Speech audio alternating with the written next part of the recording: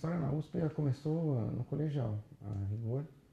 Até hoje eu tenho imagens chegando de ônibus, passando ali pela praça da reitoria, tinha aquela seta com aquela fonte.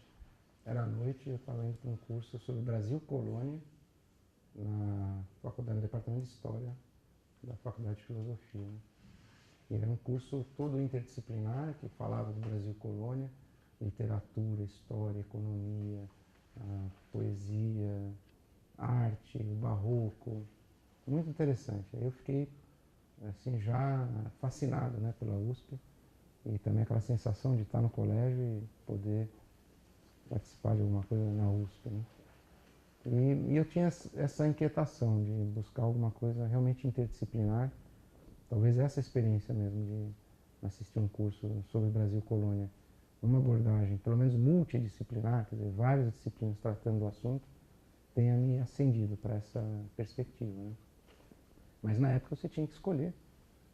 Felizmente dava para escolher mais de uma, ou melhor, fazer mais de uma faculdade na USP. Né?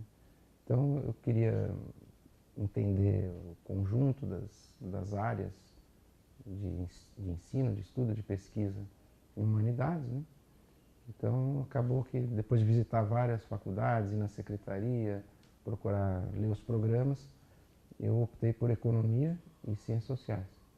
E achava que a economia tinha uma perspectiva importante, né, para estudar a sociedade. Né? Não dava para entender nada se não tivesse uma noção básica de como é que funciona a economia. Né? Por outro lado, quando eu vi o programa, as disciplinas na Faculdade de Filosofia, Letras e Ciências Humanas, FFLESH, aí eu vi um monte de questões que na economia nem apareciam. Né? Antropologia, filosofia política, né? Eram uns caderninhos coloridos da FFLESH com os programas. Né? Eu fiquei fascinado e elaborei uma estratégia de fazer primeiro economia e depois, no ano seguinte, prestar para sociais. E aí fiz essa trajetória já de cara com muitas disciplinas. Né? Fazia economia basicamente de manhã e nas sociais, às vezes à tarde, às vezes à noite. Quer dizer, passava o dia na USP, chegava às 7h30 da manhã e ia embora no final da aula, à noite.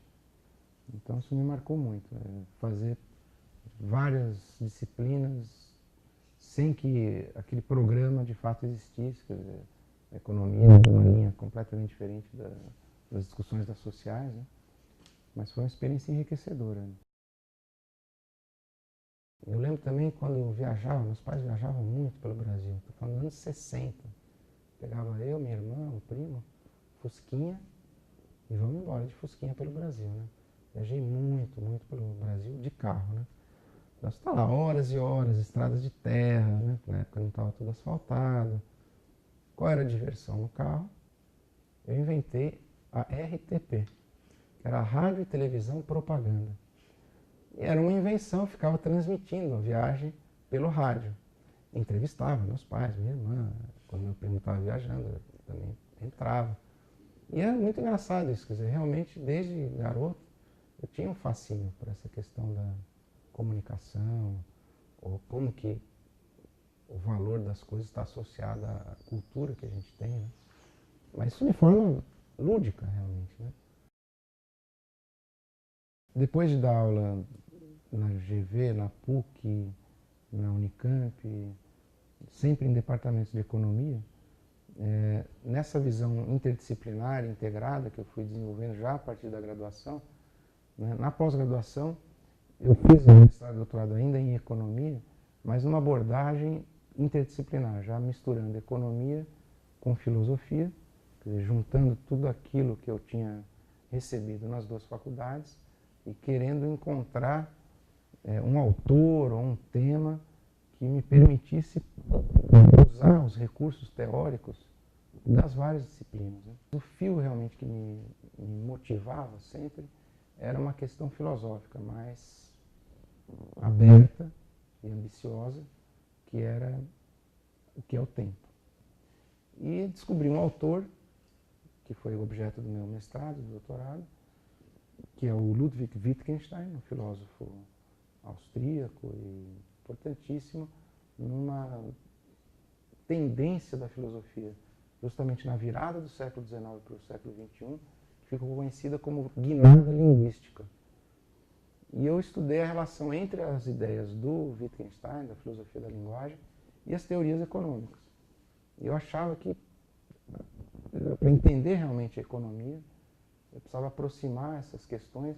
E o autor que eu escolhi, o Keynes, que também é um marco na história do pensamento econômico, e especialmente um dos mais importantes do século XX, o Keynes ele era amigo pessoal do Wittgenstein. Então eu comecei a descobrir conexões até na vida desses personagens, no começo do século XX, que apontavam para algumas respostas naquelas perguntas que eu tinha. Então o Wittgenstein ele falava o quê? Que tudo que a gente faz, né, em especial o fazer no sentido de criar algum valor, né, de gerar algum sentido para o mundo, né, tudo que a gente faz é um jogo. E ele chegou a esse conceito muito interessante que é o de jogos de linguagem. Quer dizer, você, ao fazer as coisas no mundo, joga com a linguagem. E eu falei, mas como é que eu vou encontrar isso na economia, né? Parecia algo assim completamente distante. Saí meio como um detetive procurando na obra do Wittgenstein elementos que pudessem me ajudar a decifrar como se cria valor na sociedade, né? Tanto valor no sentido moral, ético, cultural, ideológico, quanto valor econômico mesmo, que faz alguma coisa ter valor.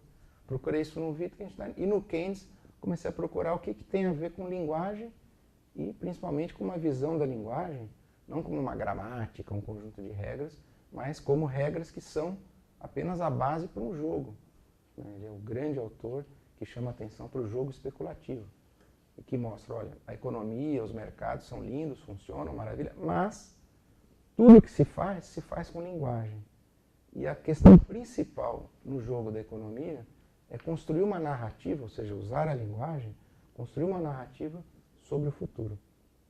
Pronto, fechou a equação que eu estava procurando. Quer dizer, o tempo na economia, ele é construído com jogos de linguagem. Toda essa razão instrumental, para usar a expressão do Habermas, né, ela não funciona a não ser como um jogo comunicativo, como uma razão comunicativa, um agir comunicativo. Bom, aí eu já estou pegando Keynes, filosofia da linguagem, é uma mistura que foi o meu trabalho naquele momento de tentar entender o que é a essência do sistema econômico numa perspectiva interdisciplinar e onde a questão do tempo é sempre a questão central, porque economia é tempo.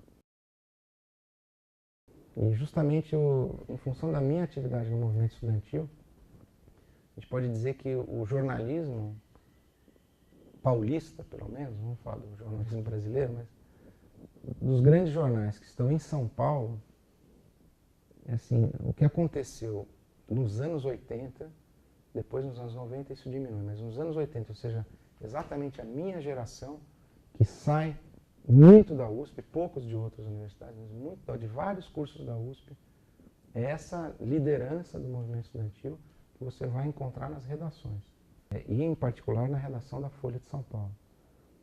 Eu tinha participado desse movimento, o Otávio Frias Filho era também contemporâneo, atuava também no movimento estudantil. Eu sei que, num determinado momento, o Otavinho, como chamavam, né, ele chamou vários amigos de várias tendências do movimento estudantil. Ele estava assumindo a direção do jornal, né?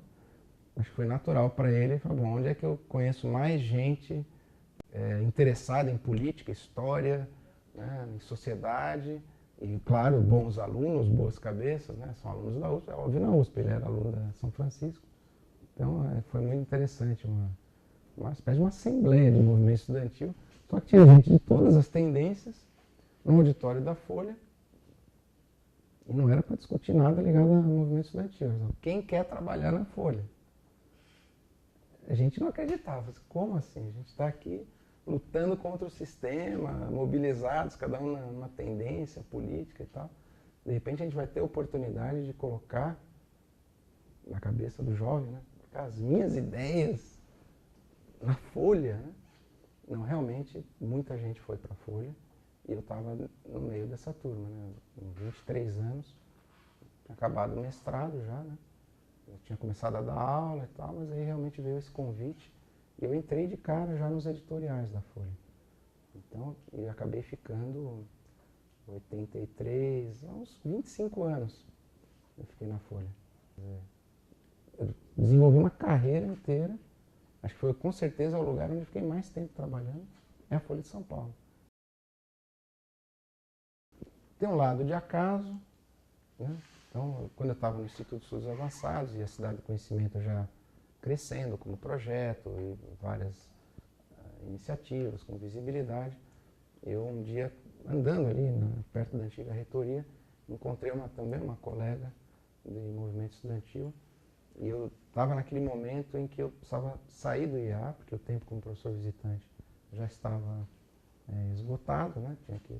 E a reitoria tinha interesse em manter a Cidade do Conhecimento, manter o projeto. Então eu tinha que decidir para onde eu ia, não ia, se eu ficava como um funcionário da USP, se eu prestava um novo concurso para sair da categoria de professor visitante e virar um professor concursado, né? E aí eu encontrei realmente uma colega que falou, mas por que você não vem para a ECA? Na USP eu estava numa situação excepcional, ali no alto do Instituto de Estudos Avançados, mas já com a reitoria colocando a necessidade de eu me instalar como professor ou como funcionário em algum lugar, já que no IEA as regras exigiam no máximo 2 anos como professor visitante. E aí aquela ideia de vir para a ECA mexeu com, acho que até com sonhos da época de criança, né? Eu achei que dentro do que eu estava estudando, a força que a internet já vinha ganhando, a importância dessa tríade, tecnologia, comunicação e economia, que, nossa, realmente o mundo mudou e hoje onde é que a economia está acontecendo? É na comunicação.